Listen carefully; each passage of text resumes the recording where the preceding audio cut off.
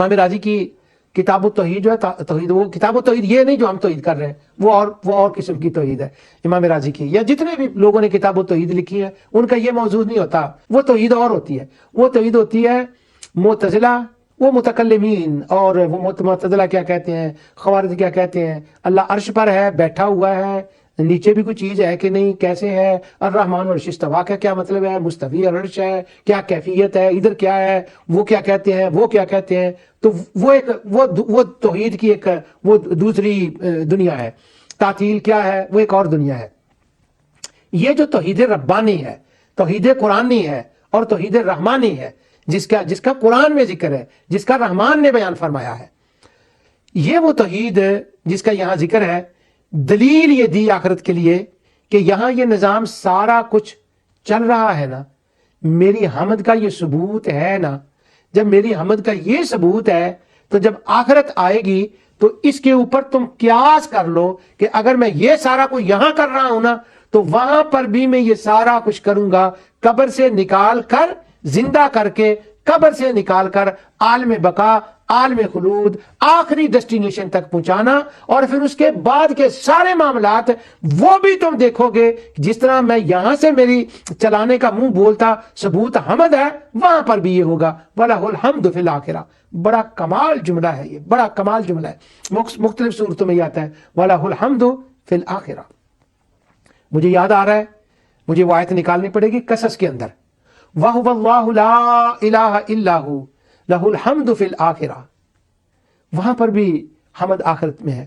اور پھر جب وہ ختم ہوتی ہے نا صورت، كُلُّ شَيْءٍ هَالِكٌ إِلَّا وَجْهَهُ لَهُ الْحُكْمُ، ہر چیز فنا ہو جائے گی، اور جب ہر چیز فنا ہوگی لَهُ الْحُكْمُ، اور اگلا جہان قائم ہوگا، قیامت برپا ہوگی، فنا کے بعد دوبارہ اعادہ ہوگا، یوں کہہ لیں دنیا تبدیل ہو جائے گی۔ اور وہ جو میں پچھلی بار مثالیں دے رہا تھا، یوم نطوی السماء کطی السجل للکتب، ورقہ پلٹ دیا جائے گا، لپیٹ دیا جائے گا، دوسرا رخ سامنے آ جائے گا، جب وہ، اور اللہ کے لیے یہ کوئی مشکل نہیں ہے، جب یہ سارا کچھ ہوگا اللہ سبحانہ و تعالیٰ وہ کرم فرمائے گا تو اللہ تعالیٰ فرماتا ہے کل شیء ہالک، یہ ہالک یہاں ہلاک ہوگا یا ہلاک ہو رہا ہے، یہ رفتار سے چل رہا ہے، اس طرف جا رہا ہے۔ اس کا کیا مطلب ہے؟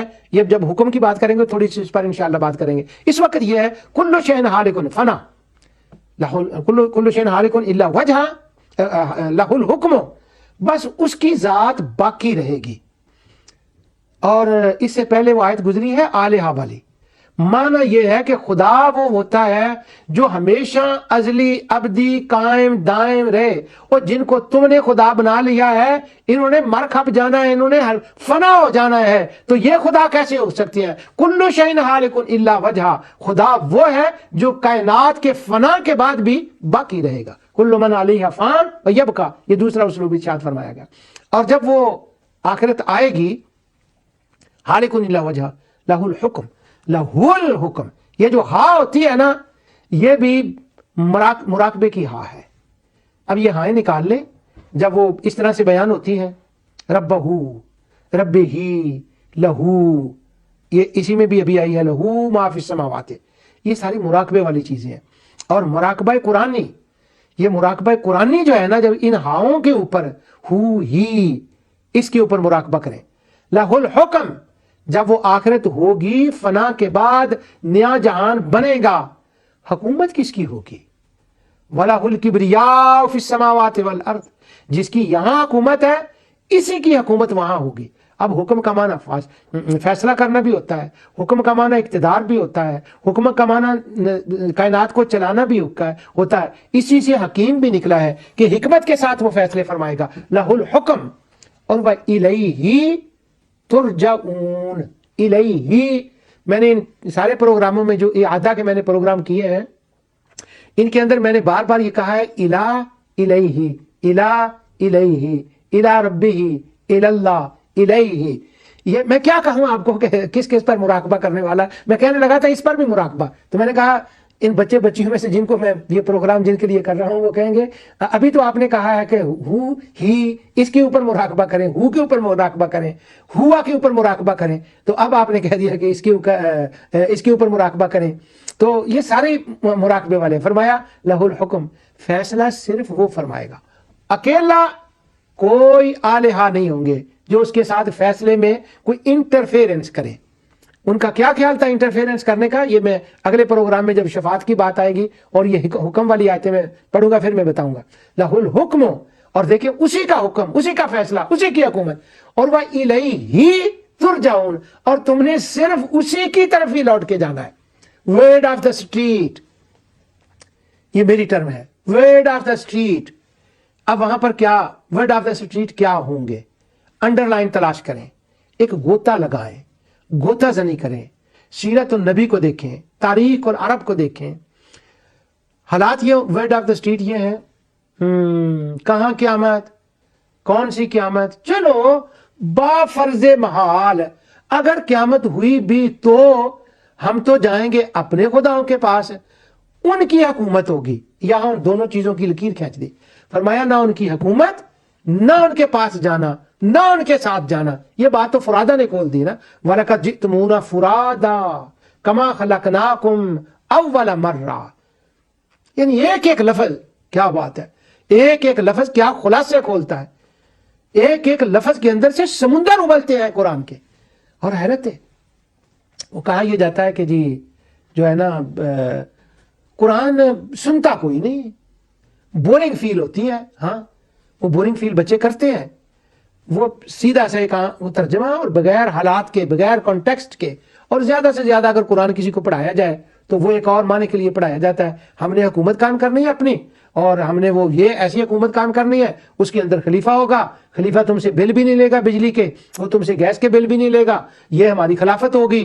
وہ اس ڈیسٹینیشن تک پہنچنے کے لیے وہ قرآن کو بطور ہتھیار استعمال کیا جاتا ہے. تو وہ بورنگ نہ ہو تو کیا ہو، مگر قرآن کو قرآن سمجھ کر پڑھے، اور وہ زبان مصطفیٰ سے جو نکلا ہے، اور آقا دو جہاں صلی اللہ علیہ وسلم کا انداز گفتگو جو احادیث میں ہے، جس طرح سے آپ نے ایکسپلین کیا ہے اس کو دیکھیں. تو میں یہ کر رہا تھا لہ الحکم وإلیہ ترجعون، اسی کی طرف جانا ہے. اب جو لہ الحکم وإلیہ ترجعون، یہ جتنی رجعت الی اللہ، رجوع الی اللہ والی آیات ہیں، ان میں ایک بات ہے میں عرض کر دوں، وہ یہ ہے کہ انہی چیزوں کو سامنے رکھ کے ان آیتوں کو پڑھیں. اور لعلہم یرجعون، یہ بھی مراقبے والے مقامات ہیں. انشاءاللہ میں اس پر کوشش کرتا ہوں کہ ایک پروگرام جو ہے اس کے اوپر کروں. اچھا اب اگلی طرف آئیں. قیامت ہوگی، قسم ہے کہ قیامت ہوگی، وہ جانتا ہے. اور قیامت کیوں ہوگی؟ اب وہ ضرورت قیامت ہے. لیجزی الذین آمنوا وعملوا الصالحات اولئک لہم مغفرۃ ورزق کریم. پیچھے رحیم تھا، یہاں کریم آیا ہے. رحیم کا مطلب فیض جاری، کریم کا مطلب فیض جاری. اس نے ایک جو پروگرام بنایا ہے وہ رب ہے، اس نے عطائیں کرنی ہے اس جہان کے اندر. وہ تمہاری روح کی خوراک، غذا کا بھی اس نے بندوبست کیا ہے، اور یہ اس کی رحمت ہے. اور اگلا جہان یہاں پر جنہوں نے عمل صالح کیے ہیں، عمل صالح کا کیا مطلب ہے؟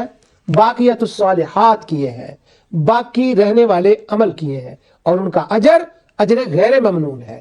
یعنی یہ لوگ جنہوں نے یہ کیا ہے، عمل صالح کیے ہیں، ایمان لائے ہیں، اور یہ لوگ جو یہ کہہ رہے ہیں قیامت کیڑی، کیا ضرورت ہے اس کی، نہیں آئے گی. اب دونوں رہ رہے ہیں سائیڈ بائی سائیڈ. اب ضرورت ہے نا قیامت کی کہ جنہوں نے اتنی زندگی گزاری، اس کی ہدایات کے مطابق گزاری، رسول اللہ صلی اللہ علیہ وسلم کی ہدایات کے مطابق گزاری، تبھی دنیا کے اندر ظلم نہیں کیا، رفاع عامہ کے کام کیے، چیریٹی کے کام کیے، اپنی جو فرائض عبادات ہیں ان کو کیا، محسنین اچھی ستھری صاف ستھری زندگی گزاری، جھوٹ پاک سے زندگی گزاری، وہ بھی اسی طرح رہے. اور دوسری طرف کچھ لوگ ایسے ہوں جنہوں نے بالکل اس کے اپوزٹ زندگی گزاری، وہ بھی ہوں، اور دونوں عیش میں ہوں. الیس اللہ بأحکم الحاکمین، الیس اللہ بأحکم الحاکمین. اللہ تو سب سے بڑا فیصلے فرمانے والا ہے، اس سے بہتر کون ہے فیصلہ کرنے والا؟ تو اگر وہ دونوں کو برابر ہی رکھے، سوام ما مماتم سا ما یحکمون، دونوں کو برابر رکھے، تمہیں جج بنا دیا جائے اور تم دونوں ٹھیک ہے، کتنا برا فیصلہ ہے تمہارا. تو ضرورت ہے قیامت یہ ہے کہ جو پاس ہے لہم مغفرہ ورزق کریم، مغفرت اور عزت کی روزی. یہ غفور کا لفظ میں نے پیچھے تھوڑا سا کہا تھا. مغفرہ کہتے ہیں جو آپ سر کے اوپر لیتے ہیں, ٹوپی ہو یا کوئی اور چیز ہو, ہیلمٹ کو بھی مغفرہ کہتے ہیں عربی میں. کیا مطلب ہے؟ اپنی رحمت سے وہ ڈھانپ لے, اس کی رحمت کے سائے کے نیچے رہنا, اس کی کرم کی عنایات کے ساتھ رہنا, اور وہ اپنے کرم سے ڈھانپ لے, اپنی رحمت سے ڈھانپ لے. کیسے؟ فی مقعد صدق عند ملیک مقتدر, جب اس شہنشاہ کی جگہ پر پہنچے اور اس کے عنایات کے سائے میں پہنچے, اس کی رحمتوں کے سائے میں رہیں, وہ کرم فرمائے. اور یہ کرم کریم یہاں اس لیے آیا ہے کہ یہ جاری رہے گا, اور یہ جو عطائیں ہوں گی, رزق یہ جو جاری ہے, یہ عطائیں ہوں گی. یہ ہے اس کے قیامت کا, ضرورت قیامت کے بارے میں یہ آیت. اب اگلی آیت سنیں. فرمایا والذین سعوا بآیاتنا معاجزین اولئک لہم عذاب من رجز علیم. یہ جو آیات عجز ہیں جن کے اندر یہ عجز کا بیان ہے, معاجزین کا بیان ہے, وہ میں نے 2-3 پروگرام غالباً اس کے اوپر کیے ہیں, میں تو بھول گیا ہوں اب, لیکن مجھے یہ یاد ہے کہ اس وقت بھی میں نے اس آیت کو پڑھا تھا. اب وہ اکیلے پڑھا تھا, اب ذرا میں اس کانٹیکسٹ میں رکھ کر اس کو پڑھ رہا ہوں. قیامت لانا, قائم کرنا, جاننا اور حساب دینا, اور جو اس کا مستحق ہے اس کو عطا کرنا, یہ اس کا ایک پروگرام ہے. پہلے سارے پروگرام کا ذکر کیا, پھر اس کے بعد فرمایا والذین سعوا فی آیاتنا معاجزین.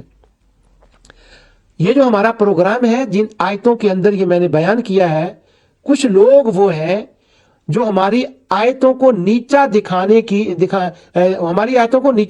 کی جنہوں نے کوشش کی ہے. یعنی ان کا یہ ہے کہ نیچا دکھا دیں.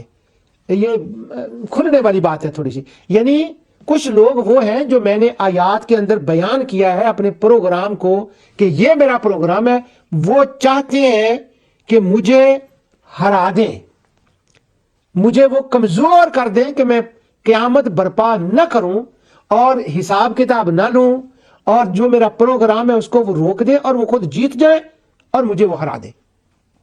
یعنی اللہ تعالیٰ کو قیامت قائم کرنے پر قادر نہیں سمجھتے تھے. یہ ترجمہ جو میں ہمیشہ یوز کرتا ہوں نا حافظ صلاح الدین صاحب کا, یہ سارے سوالات جو میں جن کو قرآن کے ذریعے سے کلیئر کرتا ہوں یہ اسی کے اندر لکھے ہوئے ہیں, اور کبھی کبھی میں اس کی تفسیر آپ کو سنا دیتا ہوں. اب یہ تیمیون میں سے تھے, یہ کہتے ہیں نہیں وہ اللہ تعالیٰ کو قادر مانتے تھے, عالم مانتے تھے, اور یہ انہوں نے سورت فاتحہ سے شروع کیا لکھنا ماشاءاللہ. اور سورت فاتحہ سے جب وہ شروع کرتے ہیں, سورت فاتحہ سے شروع کرتے ہیں تو وہ کہتے ہیں توحید ربوبیت کا مطلب ہے اس کائنات کا خالق, مالک, رازق, مدبر صرف اللہ ہے. اس توحید کو ملاحدہ زنادقہ کے علاوہ تمام لوگ مانتے ہیں, حتیٰ کہ مشرکین بھی اس کے قائل رہے ہیں اور ہیں. اب یہ جس کو وہ ہیں کہہ رہے ہیں نا, یہ ذرا تھوڑا سا مسئلہ ہے. تو یعنی وہ کہہ رہے ہیں مالک, مدبر, یہ سارا کو مشرک مانتے تھے. یہ انہوں نے سورۃ فاتحہ میں لکھا.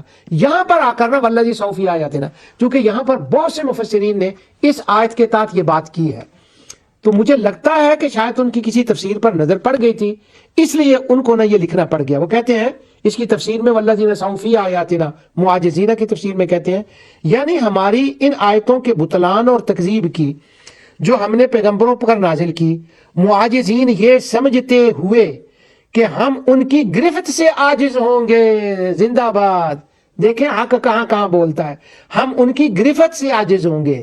یعنی اللہ, کیونکہ ان کا عقیدہ تھا کہ مرنے کے بعد جب ہم مٹی میں مل جائیں گے تو ہم کس طرح دوبارہ زندہ ہو کر کسی کے سامنے اپنے کیے درے کی جواب دہی کریں گے. ان کا یہ سمجھنا گویا اس بات کا اعلان تھا اللہ تعالی ہمارا مواخذہ کرنے پر قادر ہی نہیں ہوگا. واہ, بس بات ختم. اس کے بعد تو میں اگر کوئی پروگرام نہ بھی کروں تو بات ختم ہوگی. حافظ صلاح الدین ایوبی نے لکھ دیا, ایوبی استغفر اللہ, حافظ صلاح الدین یوسف نے لکھ دیا. وہ نام ایسا ہے نا کہ اس طرف دھیان چلا جاتا ہے کہ وہ اللہ تعالیٰ کو قادر نہیں مانتے تھے, اور وہ کہتے تھے اللہ تعالیٰ ہمارا مواخذہ کرنے پر قادر نہیں ہے, اس کی قدرت ہی نہیں ہے, اس لیے قیامت کا خوف ہمیں کیوں ہے. وہ قیامت یعنی انہوں نے یہ کر لیا تھا, یہ تو خیر الگ بات ہے کہ خوف تھا یا نہیں, لیکن انہوں نے یہ کہا کہ قیامت پر قادر نہیں ہے.